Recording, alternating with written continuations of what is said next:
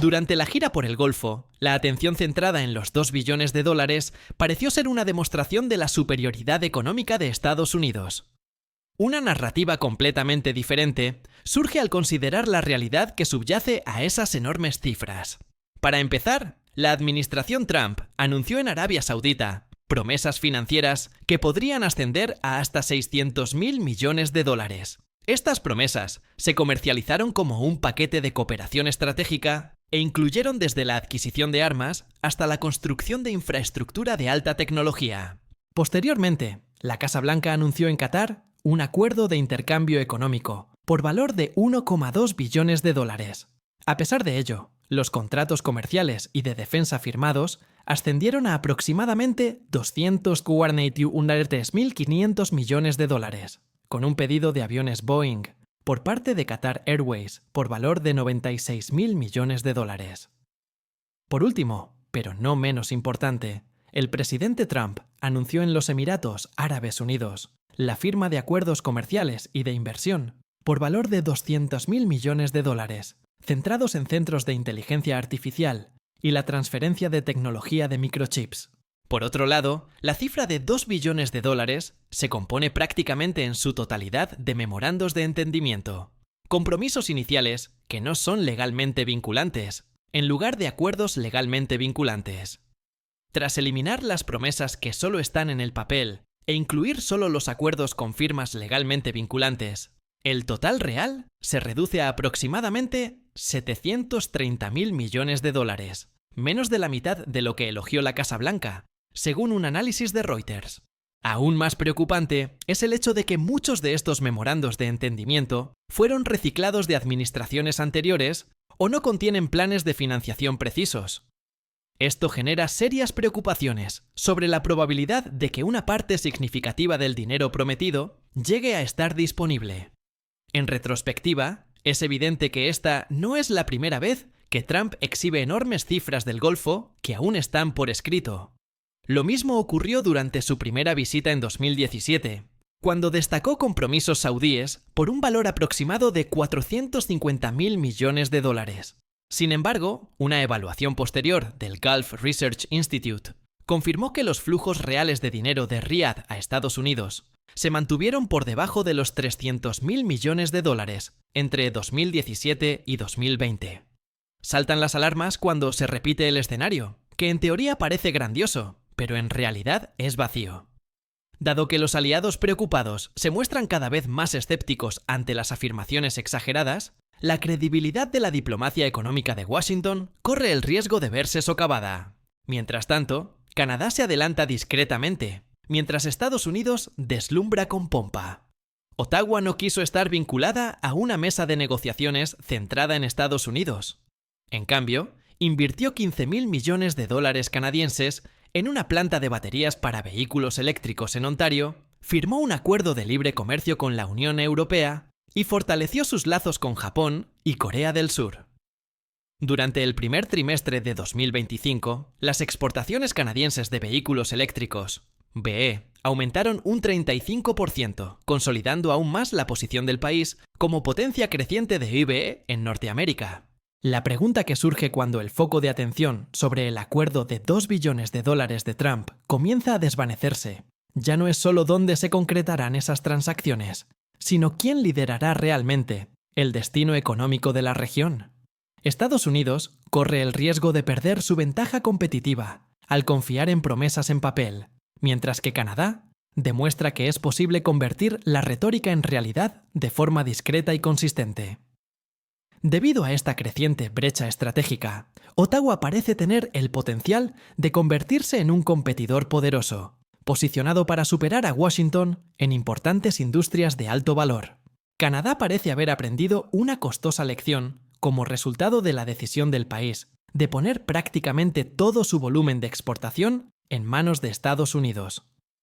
Inesperadamente, el valor de los productos básicos canadienses enviados a Estados Unidos cayó un 6,6%, tan solo en marzo de 2025, lo que marca la caída más significativa desde la pandemia de COVID-19.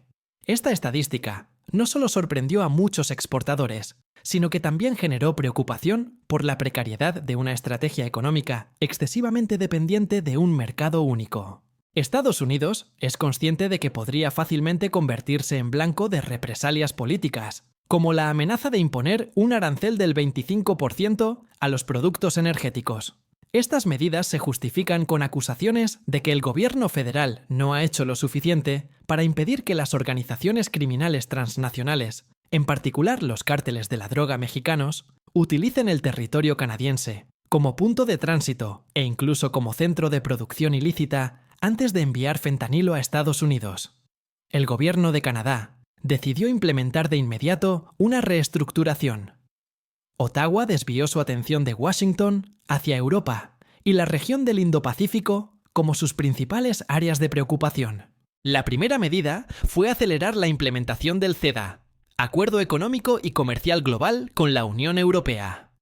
Este acuerdo, vigente temporalmente desde 2017, se ha actualizado con incentivos a la exportación en todo el bloque de 27 miembros, con el fin de reducir los impuestos de importación en un 98%. Casi inmediatamente después, Canadá aplicó el Tratado Integral y Progresivo de Asociación Transpacífica, CPTPP, un pacto con 10 países importantes, entre ellos Japón, Australia, México, Perú y Vietnam, para ampliar su presencia en Asia. Según Global Affairs Canada, las conversaciones bilaterales con Corea del Sur, conocidas como CKFTA, están en vigor desde 2015. El objetivo de estas conversaciones es desarrollar un segundo mercado asiático importante después de China. ¿Cuál es el resultado final? Los vehículos eléctricos, la maquinaria industrial y los productos agrícolas especializados fueron los principales contribuyentes al crecimiento de las exportaciones a los países del Indo-Pacífico en el primer trimestre de 2025, a pesar de las ocasionales subidas de aranceles impuestas por Washington. Dado que el mercado estadounidense se mantuvo estancado, Canadá aumentó sus exportaciones de petróleo crudo mediante la ampliación del oleoducto Trans Mountain. Como resultado, la cantidad de petróleo exportado a China aumentó de cero en el primer trimestre de 2024 a más de $1.300 millones en el primer trimestre de 2025. El aumento arancelario de Washington, justificado por el fentanilo, fue criticado por Ottawa por violar el espíritu del tratado entre Estados Unidos, México y Canadá, TMEC, y por ser un acto político. El gobernador del Banco de Canadá, Tiff Macklem, advirtió el 21 de febrero que una prolongada disputa comercial con Estados Unidos causaría daños catastróficos. Esto obligaría a Canadá a seguir bajando las tasas de interés para apoyar la economía, lo que pondría al país en riesgo de crear burbujas de activos. Sorprendentemente, las empresas canadienses no parecieron mostrar signos de preocupación. En cambio, utilizaron la advertencia sobre el impuesto como incentivo para buscar nuevos socios, reestructurar sus cadenas de suministro y diversificar sus líneas de suministro. Suncor, una corporación energética multinacional, acaba de lanzar un proyecto para exportar energía renovable a Japón. Mientras tanto, Magna International ha ampliado su empresa conjunta de baterías para vehículos eléctricos con un socio coreano, lo que ha resultado en un aumento interanual del 20% en la producción. Mientras todo ocurría en Washington, muchos observadores comenzaron a sospechar que ejercer presión sobre Canadá tiene el efecto contrario. En lugar de revertir la postura de Ottawa, reforzó la determinación de Canadá de rechazar una política económica unilateral de Estados Unidos. Estados Unidos parece estar perdiendo terreno en una carrera paralela a la que Canadá está emprendiendo. Cada vez que Estados Unidos lanzaba una nueva salva arancelaria, Canadá abría una nueva puerta. La recuperación de Canadá de las tensiones arancelarias no solo sirve como una lección de adaptabilidad estratégica, sino también como una advertencia para cualquier nación, que se mantenga firme en su compromiso con un enfoque de socio único. En el siglo XXI, cuando el mundo es tan impredecible, Ottawa está demostrando que la diversidad no es una opción, sino una necesidad de existencia. Y cuando Canadá se convierta en el nuevo foco de la fabricación de vehículos eléctricos y la generación de energía sostenible en Norteamérica, es muy probable que Washington se vea reflejado en ello, siguiendo los pasos de su vecino del norte. ¿Y cómo ha afectado esto a las industrias más importantes de Estados Unidos? No se pierdan la siguiente parte. El devastador arancel del 25% que el presidente Trump impuso a los automóviles importados provocó una caída en picado de la cadena de suministro de vehículos de la provincia canadiense de Ontario. GM Oshawa, un bastión de la industria automotriz en Canadá, fue la primera fábrica en ser destruida. La noticia de que General Motors eliminaría uno de los 3 turnos en su planta de ensamblaje de Oshawa fue revelada por Reuters el 2 de mayo de 2025. Esto resultaría en la pérdida de empleos para más de 700 empleados o la posibilidad de despidos temporales a partir del otoño de este año. Después de que Estados Unidos impusiera un impuesto del 25% a los automóviles y repuestos importados de Canadá, General Motors alegó una menor demanda y un entorno comercial inestable como motivo de su decisión. Esta política se interpreta ampliamente como un ataque directo contra las plantas canadienses en un intento de regresar la producción a Estados Unidos. No se trató solo de GM. Stellantis sintió rápidamente los efectos de la tormenta arancelaria al cerrar sus instalaciones de Windsor durante 14 días. Esta planta es responsable de la producción de minivans y Dodge Chargers destinados a Norteamérica. 3.600 empleados fueron suspendidos como resultado del anuncio del sindicato Unifor. Además, Stellantis se vio obligada a alternar entre producción completa, capacidad limitada y cierre total durante las siguientes 12 semanas. Tan solo en abril, la producción de Windsor cayó a entre el 70% y el 80% de sus niveles regulares. Esto, a su vez, obligó a docenas de proveedores locales de piezas a reducir su capacidad entre un 20% y un 30%, para evitar pérdidas debido al impuesto de importación adicional del 25%. Las repercusiones se sintieron más allá de la fábrica y en las comunidades cercanas. En medio de la tormenta arancelaria, los negocios a lo largo de la carretera 401, desde fundiciones de metal hasta fabricantes de controles electrónicos, comenzaron a reducir sus turnos, reducir sus pedidos y ajustar su plantilla para mantener sus operaciones.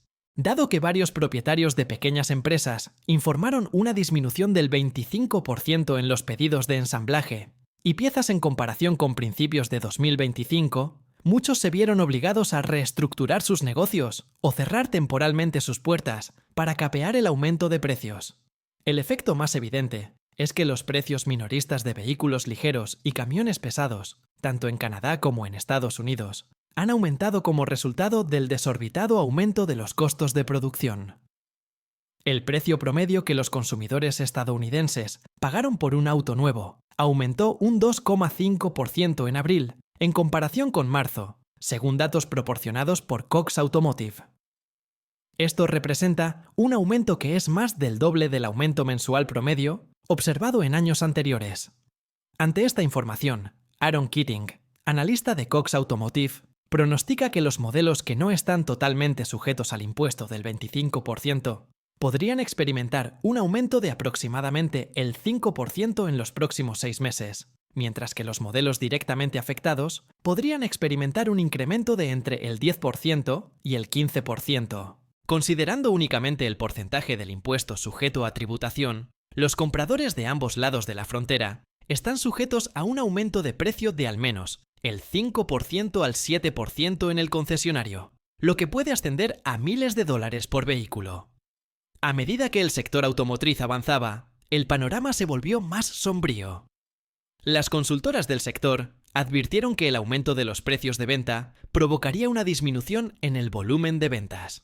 De continuar la guerra arancelaria, un análisis reciente sugiere que el número de vehículos nuevos vendidos en Estados Unidos y Canadá en 2025 podría disminuir en aproximadamente 1,8 millones de unidades, una cifra significativamente menor a las proyecciones iniciales.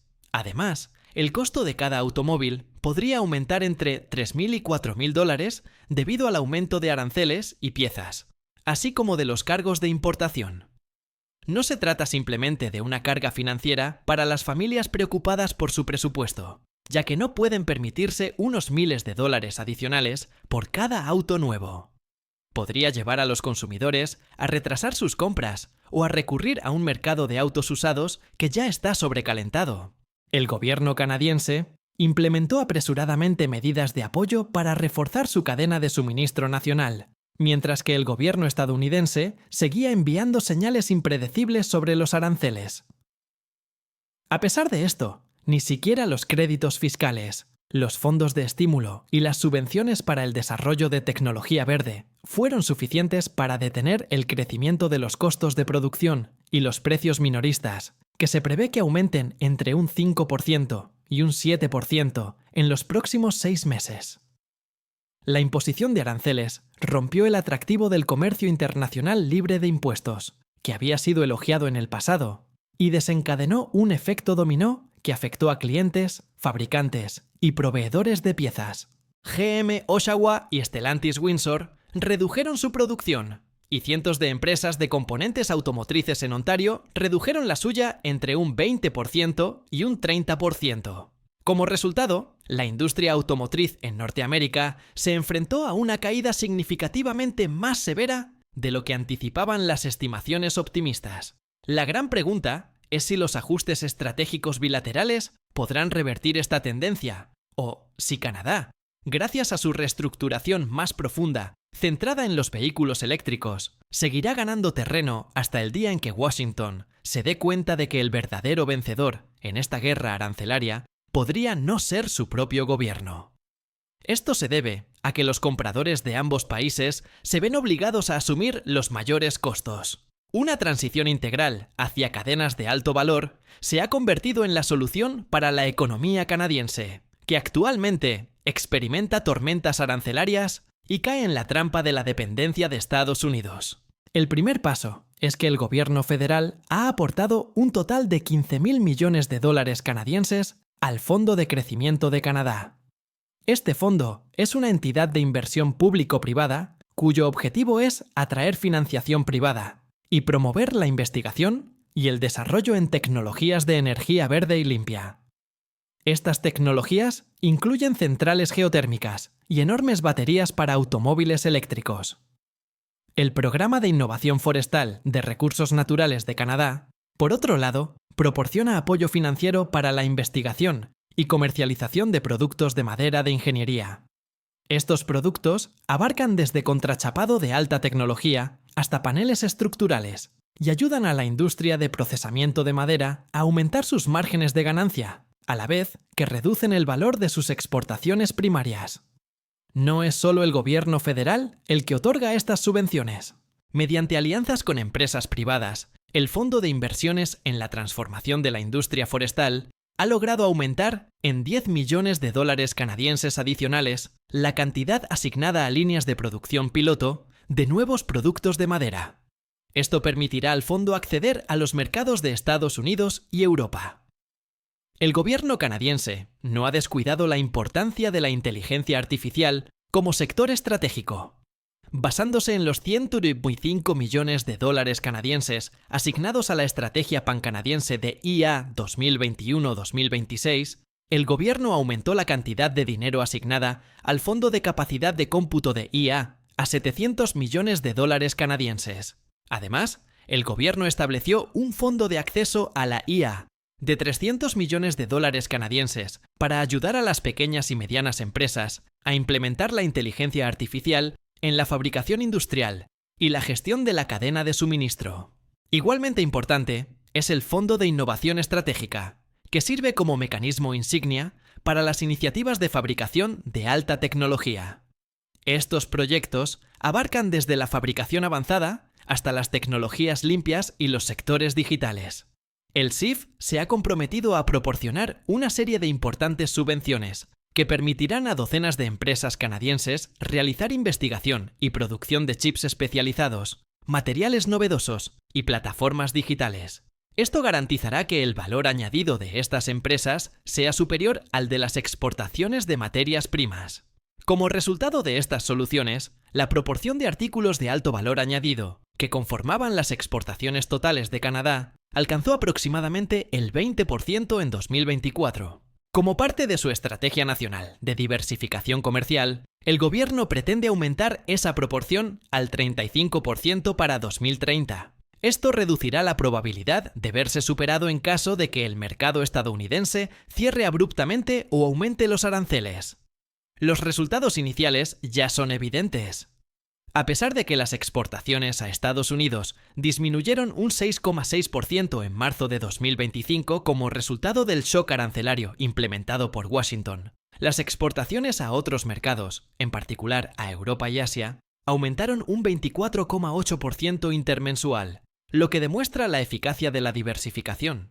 Canadá tiene todas las razones para reposicionarse como el centro de exportación de alto valor de América del Norte, si mantiene su sólido ritmo de inversión en tecnología de madera de ingeniería, tecnologías limpias e inteligencia artificial, a la vez que implementa eficientemente su multimillonaria financiación público-privada para investigación y desarrollo.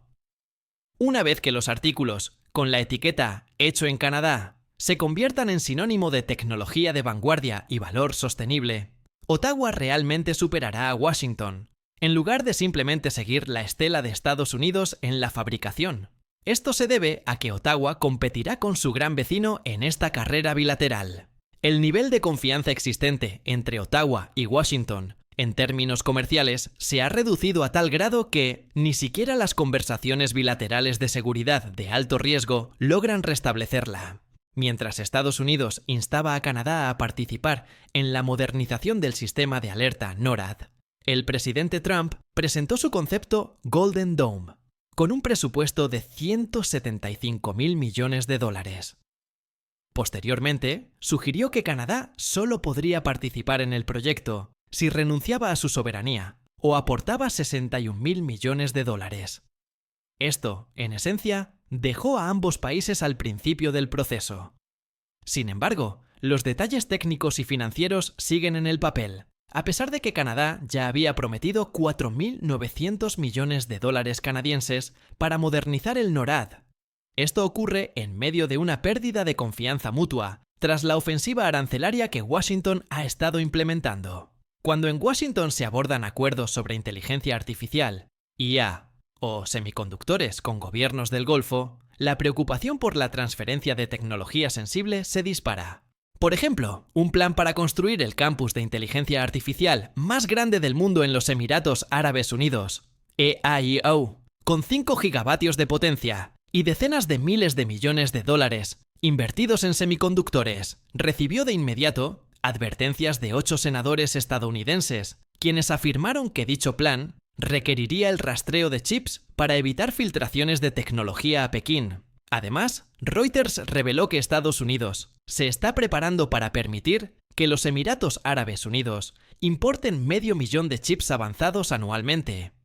Esta medida ha puesto en vilo a las autoridades de seguridad ante la posibilidad de filtraciones de tecnología crítica para la defensa, y también ha generado dudas sobre la seguridad de la cadena de suministro. Mientras tanto, el gobierno de Ottawa no tardó en anunciar un punto de inflexión estratégico. La profunda integración con Estados Unidos ha llegado a su fin.